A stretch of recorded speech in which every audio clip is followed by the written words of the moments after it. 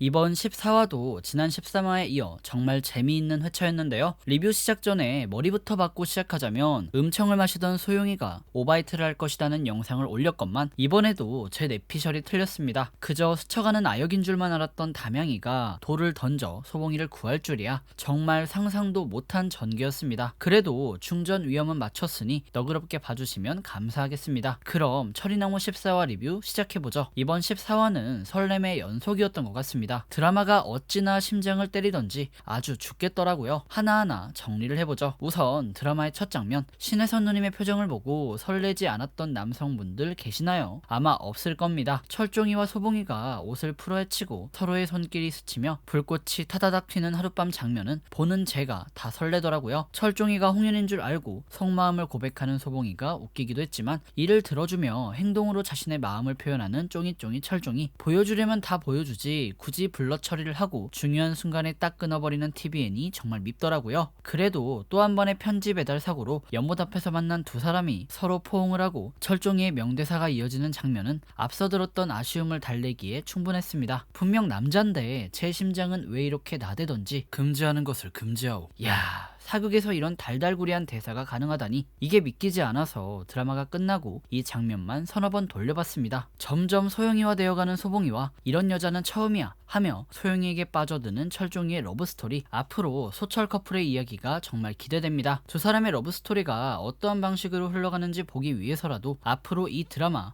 꼭 끝까지 함께해야 할 것 같습니다. 이어서 주변 인물들의 스토리도 많이 흥미로웠던 회차가 이번 14화였죠. 이 드라마의 등장인물들은 도대체 어디를 그렇게 나돌아다니길래 맨날 오다 주었다고 하는지, 대령 숙소에게 선물하는 최상궁도 정말 재밌었고, 미스터리한 인물 환희가 홍현희에게 차이는 스토리, 무슨 화장품 광고도 아니고 홍별감의 요염함에 어쩔 줄 몰라 하는 홍현희까지 쫑인의 러브스토리 말고도 기대되는 스토리가 이렇게 많다는 것, 소철 커플 보여주고 이렇게 다른 인물들 보여주는 TVN의 악랄한 밀당, 이렇게 재밌으면 시청자는 어쩌라는 건지 어느 순간부터 철이나무가 방영하는 토요일이 손꼽아 기다려지는 건 저뿐만이 아니라고 생각합니다. 더불어 이런 밝은 스토리 말고도 어두운 스토리도 있었죠. 예상대로 김병인이 먼저 일을 칠 것 같습니다. 이번 14화와 15화 예고편에 나온 정보를 바탕으로 바라보겠습니다. 수렴청정을 거두고 두통을 앓던 대왕대비 앞에서 김병인은 너무 당돌하게 말했습니다. 낡은 도구로는 한계가 있다. 이는 자신이 아버지 자리를 대신하겠다는 것이죠. 이 대사를 아버지의 누이 앞에서 하다니 어찌 보면 김병인이 참 대단하다는 생각을 할 수도 있을 겁니다. 그만큼 자신이 있다는 것이죠. 과연 어떠한 자신감일까요? 그게 궁금했는데 바로 15화 예고편에 나왔습니다. 김병인은 풍양 조문도 아우른다. 이에 대한 힌트도 이미 나왔던 적이 있죠. 지난 6화에서 중전에 폐위를 두고 병인은 풍양조문의 우두머리이자 우의정인 조만원과 안동김문의 영의정 김병학을 모아 거래를 했던 적이 있습니다. 이러한 과거에 기반하여 15화 예고편을 해석해보자면 소영이를 사랑했던 병인은 아버지 김자근의 중전 독살 계획을 알게 되었고 이후 아버지와 척을 진다. 그리고 정치적으로 불리하여 장부를 역이용해 간신히 자리를 지키고 있던 아버지에 대한 불만을 가진 안동김문 내의 세력과 항상 권력을 탐하는 풍양조문을 아울러 하나의 강력한 연합을 만들어낸다. 이를 통해 힘을 키운 병인은 순원왕후에게 절대적인 존재가 되어 아버지를 밀어내고 소용을 갖기 위해 자신이 증오하는 왕에게 도전한다 정도로 병인이의 스토리를 예측해볼 수 있을 겁니다. 더불어 우리의 소봉이가 그간 자신에게 위협을 가했던 사람들에게 복수하고 철종이에게 동맹을 권유하는 장면으로 봤을 때 결국 이 드라마의 판도는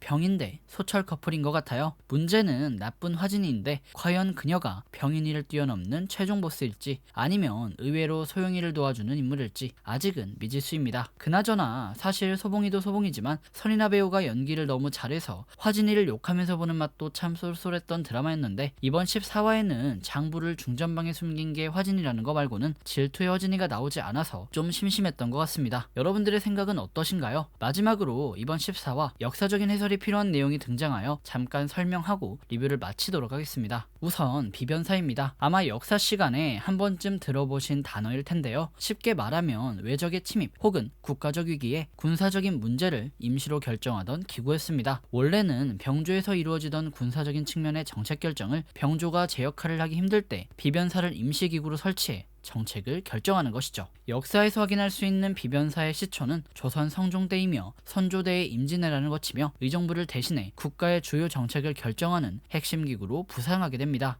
드라마 속 김자근이 비변사를 언급한 것은 의정부에서 결정해야 할 자신의 탄핵 문제를 국가적 위기 상황을 명분으로 의정부를 대신해 비변사를 세워 의정부의 결정 자체를 무효화시키려는 의도일 겁니다. 그리고 비변사에 이어 동학이라는 단어도 등장했죠. 비변사보다는 더 익숙한 단어일 겁니다. 동학은 1860년 인내천 사상, 즉 사람이 곧 하늘이라는 평등 이념을 바탕으로 몰랑양반 최재우라는 사람이 만든 종교이자 학문이었죠. 실제 조선 철종 때에는 지난주에 회차에서 나왔듯 각종 기근과 자연재해로 세상이 어지러웠습니다. 때문에 동학이 급속도로 퍼지기 시작했죠. 신분제 사회인 조선에서 평등 사상은 지배계층인 양반 권위에 대한 도전인과 동시에 국가에 대한 도전이었습니다. 이에 조정에서는 동학을 부정적으로 평가했죠. 드라마에 나왔던 말입니다. 한 가지 의아한 건 드라마의 배경이 1850년대 초로 알고 있는데 동학은 1860년에 창시된 종교입니다. 그렇다는 건 둘 중에 하나겠죠. 드라마가 시대적 배경을 전혀 고려하지 않았거나 동학을 벌써 등장시킨 또 다른 이유가 있거나, 전자라면 제 이야기거리가 늘어서 좋지만 개인적인 생각에는 후자인 듯합니다. 강화도령 시절에 철종이가 동학과 연결되어 있다는 내용의 대사로 봤을 때 세도 정치를 몰아내려는 철종이의 어떤 큰 그림과 연관이 되어 있는 듯합니다. 실제 동학은 단순 종교를 떠나 그 세력 규모가 엄청 컸습니다. 세도 가문이 지배하는 세상에 불만이 있는 동학 교도들과 철종이가 연합하여 포갑적인 세도 정치를 끝장내는 스토리로 흘러가지 않을까 하는 짧은 소설을 써보겠습니다. 오늘의 영상은 여기까지입니다. 그럼 지금까지 윤공이었고요. 영상 유익하셨다면 구독과 좋아요, 알람 설정 부탁드립니다. 그리고 드라마에 대한 여러분들의 생각을 댓글로 남겨주시면 감사하겠습니다.